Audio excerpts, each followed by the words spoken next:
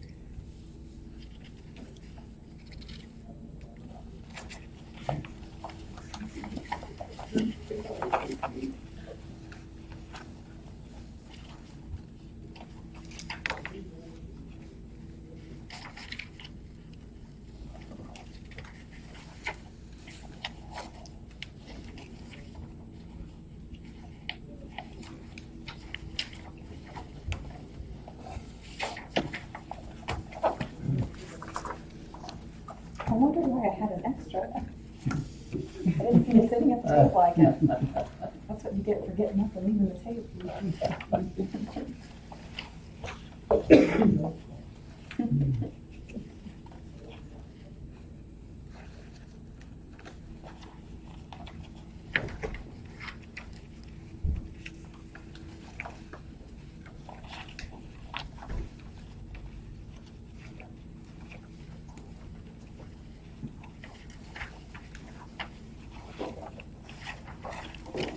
Is there a motion to approve the claims and send them on to the county board? So moved. Okay, Barb, second. Discussion? Questions? What is GBS? That's Governmental Business Systems, and that's our election vendor, so to get ballots, all of our equipment, everything to do with elections from them. And then we have a contract with them, and we pay, I think we pay quarterly on the contract, so that we don't have all the bills all at once. Yeah, quarterly, yeah. And I didn't see anywhere on here about the updating to all, are we gonna go over that later to the handicap for accessible election places? Remember we went over? Oh, yeah, we can talk Is about that that. later? Um, You gonna go over that later, or, Not a lot going on with that. okay, so we're not doing, we don't have any updates, or? We, I can we, update we you. probably should do that at Later, the okay. department reports, My bad. department head reports. No problem.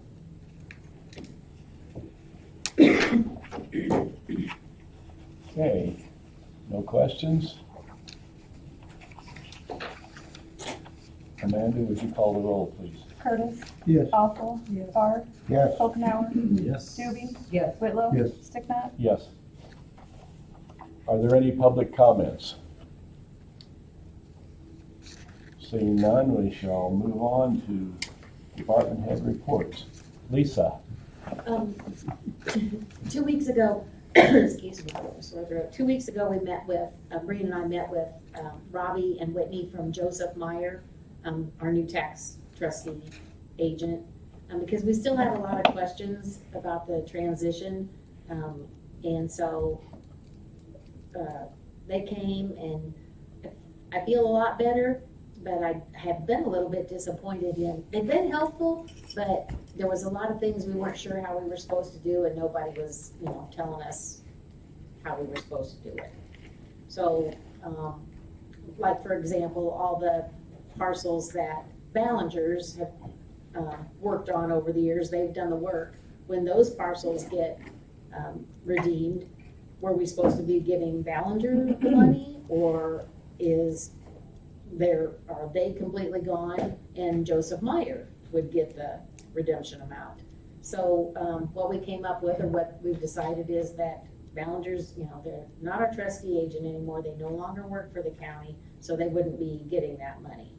So I'm hoping that's the way it's supposed to go.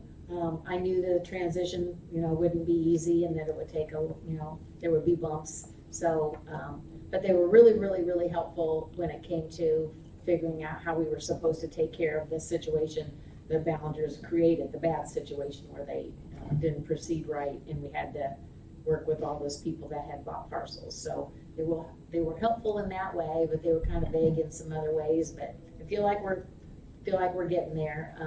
We had to send out a certified mail to Ballingers to make sure that they sent back in the checkbook that they had and the certificates, and I believe they sent the checkbook back, but not the certificates. So I'm not sure why they didn't send those back in, but Whitney didn't think that would be too much of an issue. So I think we're okay. We'll know in the next few months, but they're really, really helpful as far as like Ballingers were very difficult to get a hold of.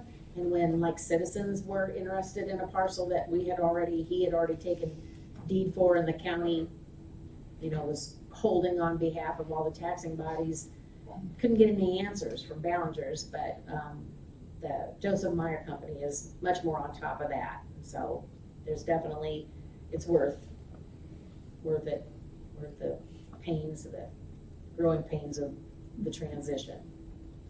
So mostly what we're working on right now is that early voting starts on Thursday, or it's supposed to start on Thursday, scheduled to start on Thursday. Since they changed several elections ago, they made early voting a lot earlier than it used to be. So it starts 40 days before an election. And oftentimes at the state level, if there are still some objections pending, it comes right down to the wire, because they have to wait to see who's going to be on the ballot and who might get thrown off the ballot if their objections are sustained. So it's always right before the early voting starts that we get our database. So we don't have our database yet, which is what we need. Our database is just your electronic ballot, exactly what's going to be on the ballot, the actual ballot. And we use that's sent to us, and then we burn the memory cards that are in each of the devices where your ballot goes through. And of course, we have 2 in the office for early voting. So we're supposed to get our database tomorrow so that I can burn the memory cards for the 2 early voting devices. There has been times when we didn't have it by early voting, but we usually don't have people like knocking down the doors the first day anyway. So we should be ready. Hopefully we'll be ready on Thursday to start early voting. As far as the what's happening with the handicapped accessibility survey that we had to do of all the voting polling places, we did find out that we can ask for a 2-year, extension on some of the polling places where it's difficult to find a different polling place. There's some that things can be fixed, and there is in a few different townships, a few different precincts that township supervisors have offered to make some of the repairs and have even done so. And then we had enough money left at the end of our budget last year that we were able to buy a few things, like ramps, and a lot of times I think they call them like a threshold for a door was too high, so you have to have a little beveled thing, so a wheelchair can get over a threshold. So between polling place or township supervisors helping with not always township supervisors, other places too, helping with some of the corrections, and us being able to make some of the corrections. We only had a few polling places that are gonna be like completely not compliant. And so thankfully, they recognize that you can't, in, you know, rural, small areas, there's not always suitable places for polling places, and it's difficult to find a suitable place. So we can apply for a 2-year extension on some of those. So we sent in our survey, never heard anything back from them whatsoever, so I guess everything's okay. And we will apply for the extensions for a couple of the polling places that we really do need to find a different polling place, but we won't be changing any before this election. So that's kind of where we're at with that. There wasn't a single place that was 100% compliant, because one of the new things is that not only do you have to have a sign that says handicap parking, now it has to have a small sign on it that says van accessible. So nobody had those, except for I think we have them here. So I'm glad that's all done and taken care of, and apparently we aren't getting any black check marks or anything, or they haven't notified us of anything, so I think that went pretty good. And that's all I got. Is there a site on the website where a person could look at his precinct ballot, specimen ballot? They're not on there yet because we don't have our database yet, but as soon as we get it, there will be. There's I'm trying to think if there's an elections tab across the top, or if you have to go to resources and then elections. Do you know, I think it's Amanda? under elections. I don't And think you go to resources, I think you go there's to a elections. tab on the cross, but the weird thing about it is that some things that you're looking at, you have to click on. And some you just have to hover over. Oh. So that's one of the, I hate that about the design of our website. But yeah, there'll be a place on there that shows all the polling places. There'll be the sample ballots. There will be a place where you can get an application to early vote. All that stuff will be on there under elections. Okay, any further questions for Lisa? If not, we'll move on to Kurt. Do you have anything from the treasurer's office? We finally got, called back from, DevNet. So we've got our preliminary website, so, taxpayers and other organizations can, look at tax bills online. We're still waiting, we've sent in some changes that we want to make to state, some of the changes like, if they print off a bill, or print off a tax bill, we're gonna charge them to reprint it or whatever. But we're still waiting on the changes from DevNet to get all those fixed. So that way, then hopefully, within the next 30 days, we should be able to go live with it. Then anybody in the county or wherever can look up tax bills, which are public record anyway, to see. A lot of mortgage companies do to make sure clients have paid their bills and stuff like that. So, like I said, within the next 30 days, we should be hopefully live with all the changes that they're going to make to it. So. Okay. And then today we're changing credit card companies. So we've got a webinar today. They're going to teach us what we need to do or whatever for that as well. So, Okay. and that's going to be tied in as well. So when you go to this website, you actually can pay your bill online. And you can list, it'll hold up to 25 properties. You put it all in, and then client will pay it on that website, and then they'll just upload it onto our system. And that'll save us a lot of time versus right now when somebody pays by credit card, we get a fax and we got to print a bill and then scan it into the system. Whereas now, if they pay by credit card, it'll just be uploaded and then it'll just be recorded. So that'll save a lot of time in the office. Okay, and I assume there is a convenience fee? Yeah, there's still the same convenience fee, but it's supposed to be a little cheaper. But the other thing is also, like I said, they work with DevNet where it's just going to be automatically uploaded into the system, whereas it won't have to be handled manually.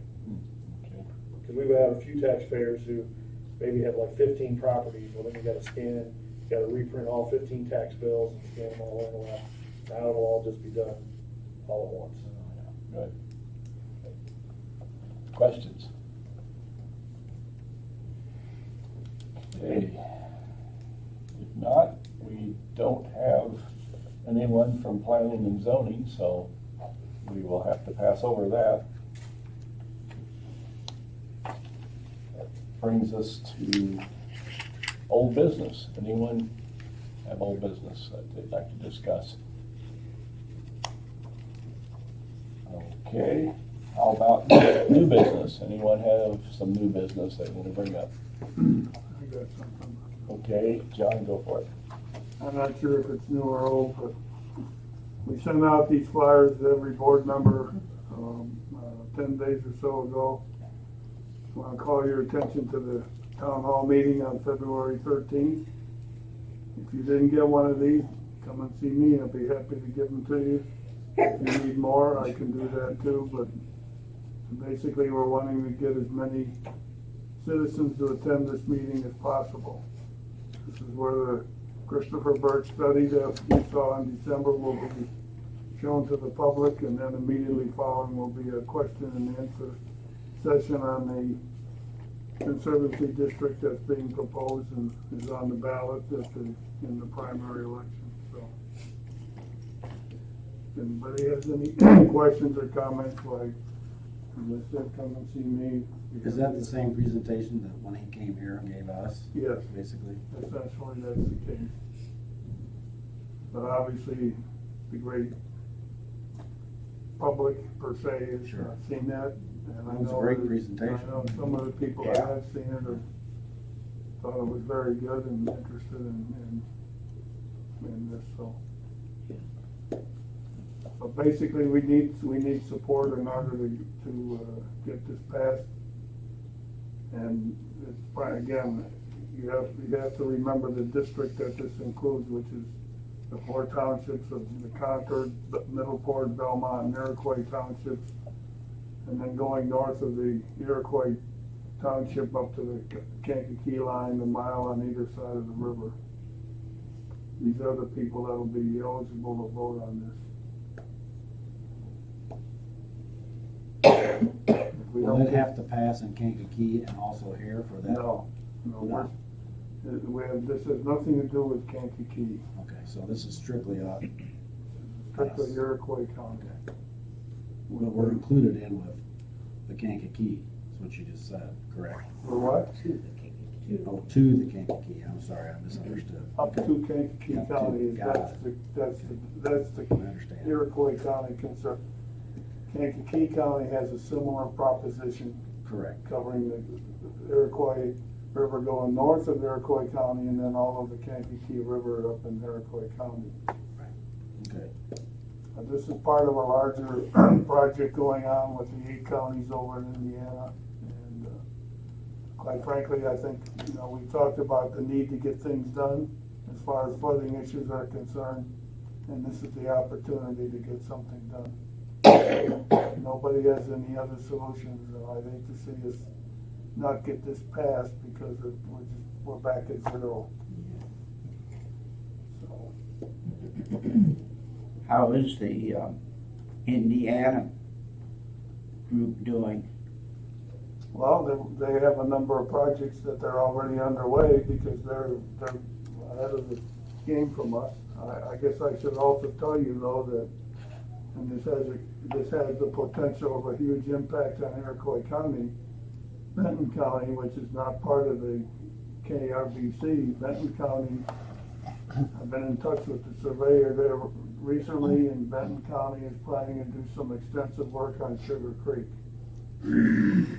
That's gonna mean more water coming here quicker in all likelihood. They don't have all their particulars and ducks in a row yet. But when they do, I'm supposed to have an opportunity to meet with them and go over all that and whatnot. Until we get to that point, I can't tell you exactly what it means, but chances are pretty good it's not something good. That would be, I assume, the area that comes into the middle of Stockton Township and goes across to Milford. Is that Sugar Creek that you're referring to? Yep, that's the only one I know about. Yeah, okay. Sometimes you got Sugar Creek here and Sugar Creek there, and you never Well, know. that could be, but that's, as far as Iroquois County goes, Yeah, like okay. Sugar Creek, and it starts back over in Benton County in Indiana, so they're got some work that they're planning to do over there. Okay. And I was made aware of that and got a hold of the surveyor and he confirmed it. And we set up a procedure, hopefully where I'll be able to get together with them and find out more about it once they get, like I said, when they get their self a little better organized. Okay. But to me, this just helps to draw a line under the fact that we need to get something done, and we need everybody here, I think, to support this, talk to the people that you need, your constituents, whatever. Urge them to come to the meeting on the 13th. Now, there's another mitigation meeting next Thursday. That has nothing to do with this. Okay, That's what Sika themselves are putting together a mitigation plan. right, That covers the whole gamut of emergency situations, not just flooding. okay, And I doubt that is something that would be used and different than this. uh-huh, It would be something that would work together with it or what, but it's not gonna. Right now, it's bad timing, I suppose. Yeah, right. There could be some confusion, but. yeah. You got a couple of balls juggling in the air. Having a mitigation plan only means it's exactly that. It's a plan. Yeah, There's an emergency, how you're gonna handle it. yeah. Whereas this is a lot overall. Mitigation plan does not authorize you to do any work. This conservancy district is an organization, an entity, like the health department has power and authority to do things relative to health matters. Yeah, The conservancy district will establish a board that has power and authority to do things in regard to health, in regard to the flooding, also the recreational aspects of activities in the river. okay.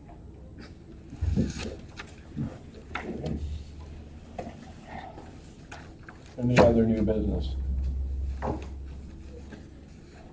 If not, motion to adjourn.